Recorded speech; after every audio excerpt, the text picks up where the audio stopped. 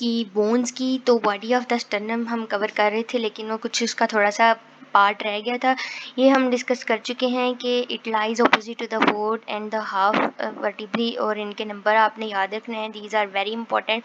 अपर border lower border हम देख चुके हैं। इसके अलावा हमने स्टर्नेब्री की बात की थी। तो जो स्टर्नेब्री को आप इजीली किस तरह से आइडेंटिफाई कर सकते हैं, आपके जो कॉस्टल फेसेट्स हैं ना, lateral border of the body of the sternum पर जो कॉस्टल फेसेट्स हैं, वहाँ पर costal two adjacent costal facets में जो डिस्टेंस होगा that is actually the sternebrae. और एक स्टर्नम बॉडी में कितने स्टर्नेब्री हैं? 4 sternabry are there, और they are connected with the help of the faint ridges. You can see यहाँ पर हम इनको मार्क कर सकते हैं. These are the faint ridges. So it's not as important. और next हमने करना है that are the posterior relations of the body of the sternum. तो जो body of the sternum है उसके posteriorly as ये thoracic viscera को protection provide करता है, तो उसके posteriorly कुछ structures lie करते हैं. तो वो कौन से हैं?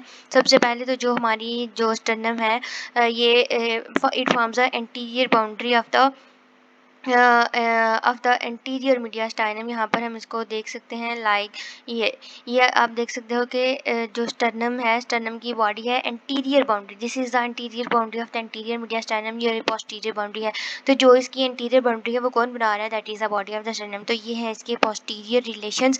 हमने मार्क करना है कि पोस्टीरियरली कौन से स्ट्रक्चर्स लाई करते हैं. उसी तरह जो स्टर्नम का जो right lateral side is there and the left lateral side is there. अब जो इसकी राइट लेटरल साइड है, इसको हम किसके साथ रिलेट कर सकते हैं? With the right lung and the left lung. अब आपने हमेशा ये बात याद रखनी है, जो स्ट्रक्चर्स मोर एंटीरियरली हैं, अब स्टर्नम के बिहाइंड जो स्ट्रक्चर्स हैं वो होंगे पोस्टीरियरली. उनके मुताबिक जो स्टर्नम है वो मोस्ट एंटीरियरली है, और जो स्टर्नम का जो पोस्टीरियर बॉर्डर होगा वो जो इसके बिहाइंड स्ट्रक्चर्स हैं वो उनका एंटीरियर बॉर्डर होगा. तो उसी तरह स्टर्नम के पोस्टीरियरली हम मार्क करें तो वहाँ क्या लाई करेंगे? Anterior border of the right lung and the pleura.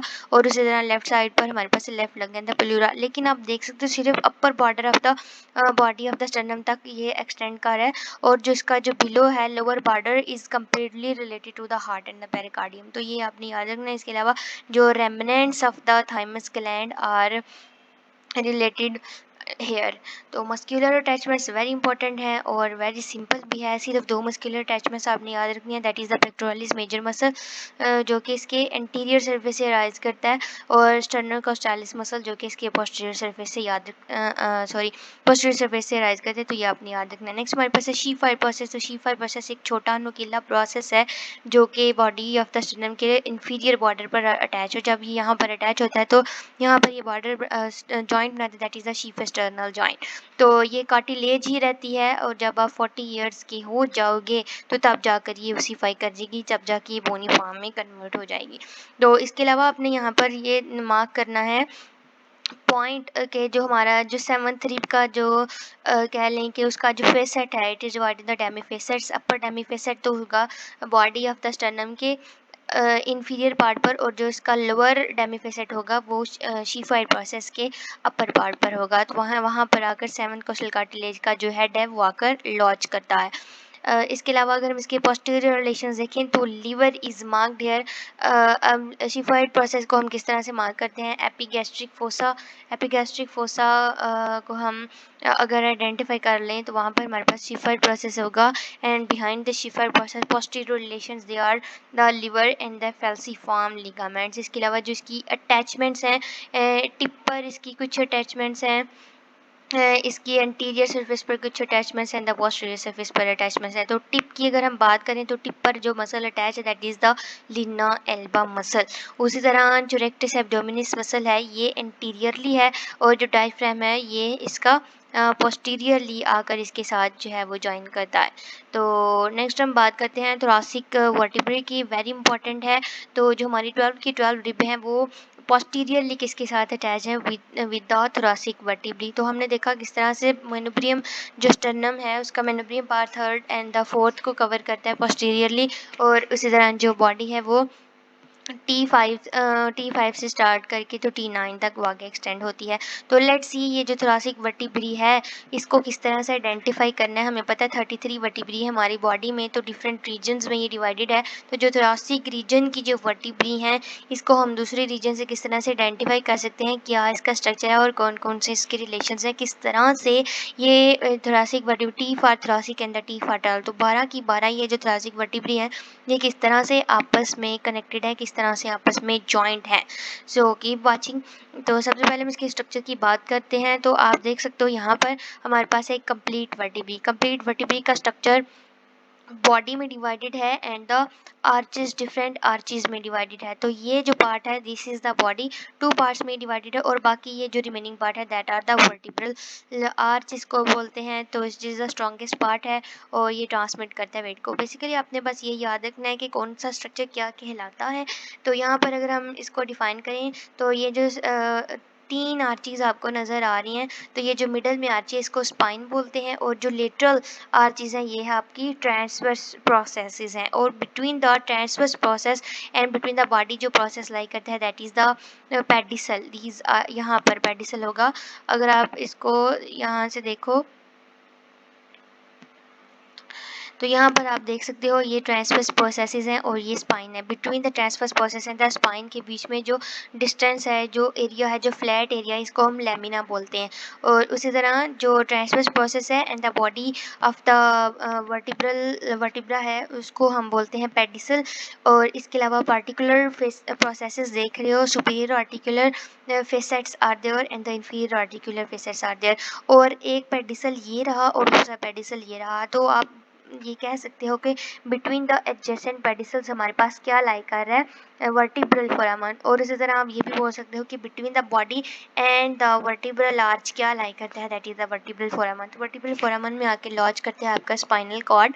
तो यूँ हमने देखा पेडिसल क्या चीज़ है, ये एक्सटेंड करता है from the body and to the transverse process. और vertebral between the adjacent successive pedicles में क्या है हमारे पास, इंटरवर्टिब्रल फोरामिना है।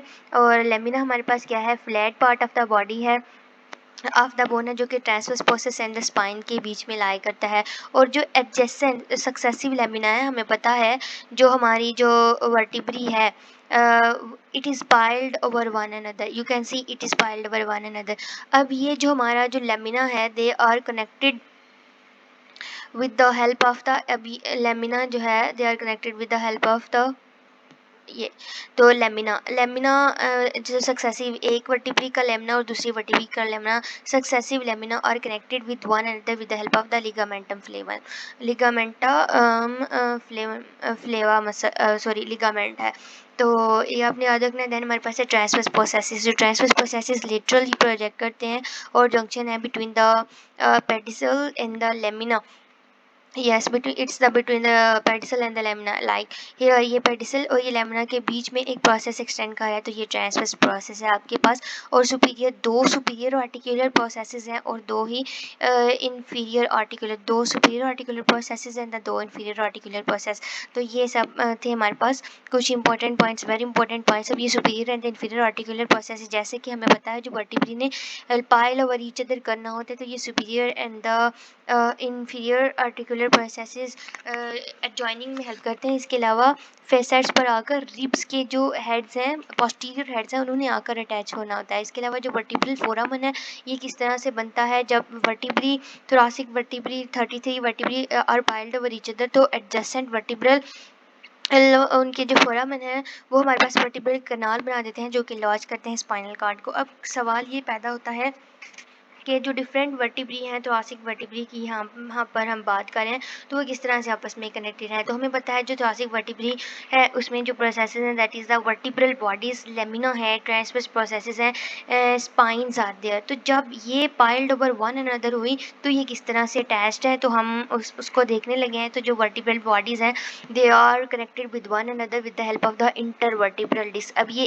एक T1 की बॉडी है और ये कह लें कि T2 की बॉडी है और इनके के बीच में एक डिस्क लाई करती है, that is the intervertebral disc, जो इनको जोड़ के रख रही है। इसके अलावा पोस्टीरियरली एंड एंटीरियरली हमारे पास कुछ लिगामेंट्स हैं जो इनको जोड़ते हैं। तो जो एंटीरियर लॉन्गिट्यूडनल लिगामेंट है वो इनके एंटीरियर सरफेसेस को, अब हमें कैसे पता चलेगा इसका एंटीरियर सरफेस कौन सा है और इसका पोस्टीरियर सरफेस कौन सा है? तो आपने हमेशा याद रखना है जितनी भी प्रोसेसेस हैं, वर्टिब्रल आर्चीज हैं, स्पाइन है, ट्रांसवर्स प्रोसेसेस हैं, तो वो हमेशा पोस्टीरियर सरफेस से निकलती हैं। और जो इसका एंटीरियर सरफेस होगा, कह लें कि वो स्मूथ है, उससे कोई प्रोसेस नहीं निकल रहा। तो जो पोस्टीरियर लॉन्गिट्यूडनल लिगामेंट है वो posterior surfaces of the vertebral bodies को बना रहा है। उसी तरह हमारे पास जो लेमिना है, तो लेमिना क्या